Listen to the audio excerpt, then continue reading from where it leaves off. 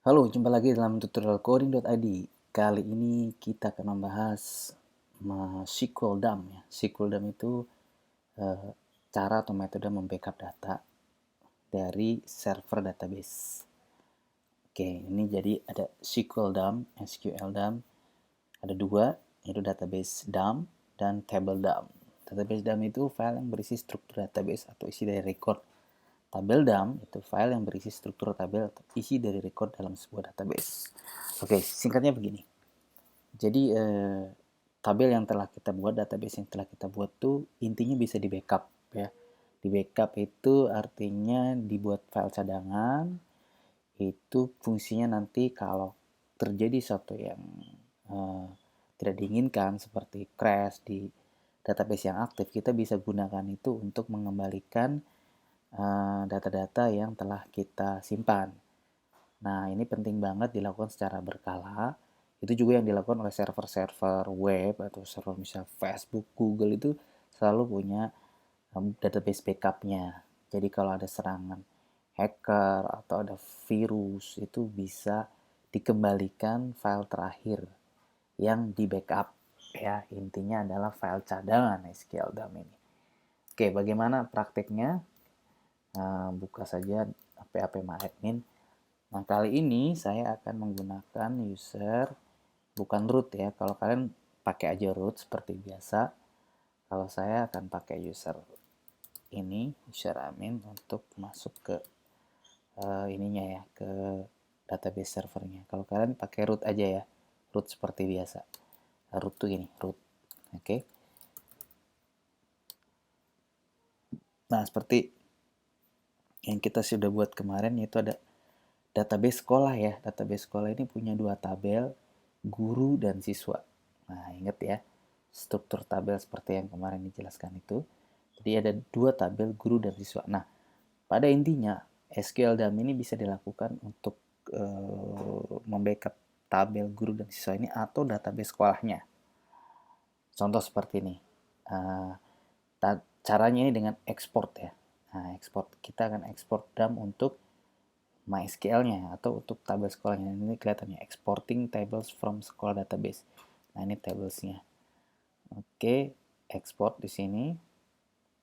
Oke, export tabel from sekolah database. Jadi tabel-tabel ini akan diekspor. Jadi bisa seluruhnya kalau ini database-nya ya. Nah, caranya gini, go ya kan? Coba kita buat di foldernya htdoc coding ya. Coding ini kita buat di sini folder baru namanya database. Ini gunanya untuk backup. Nah, ini sekolah.sql ya. Jadi file backupnya itu ekstensinya SQL. Nah, ini berarti file dumpnya database sekolah. Oke.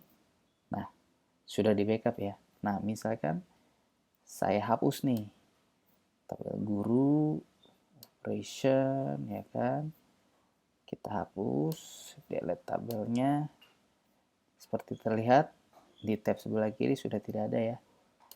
Itu pula tabel siswa, operation, kita delete, sudah hilang ya. Jadi tabel sekolah ini, database sekolah sudah tidak punya tabel ya.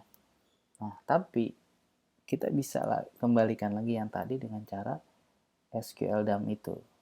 Caranya diimport, choose file, tadi kita simpan di folder htdoc-nya si coding ya. Di sini ada database. Nah, ini ada sekolah SQL.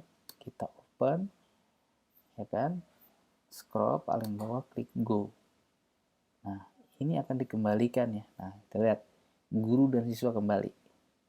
Ya. Jadi itu fungsinya SQL dump, di mana kita lihat datanya kembali lagi lengkap seperti ini ya.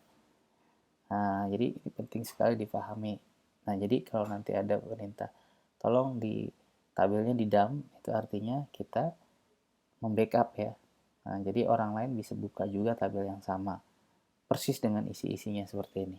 Nah, itu tadi database. Gimana kalau tabel satuannya? Jadi satu tabel aja yang di backup, ya misalnya guru. Guru kita klik tabel gurunya sebelah kiri gini, kemudian diekspor, ya kan. Nah, ini kita go, otomatis guru SQL ya, kita save.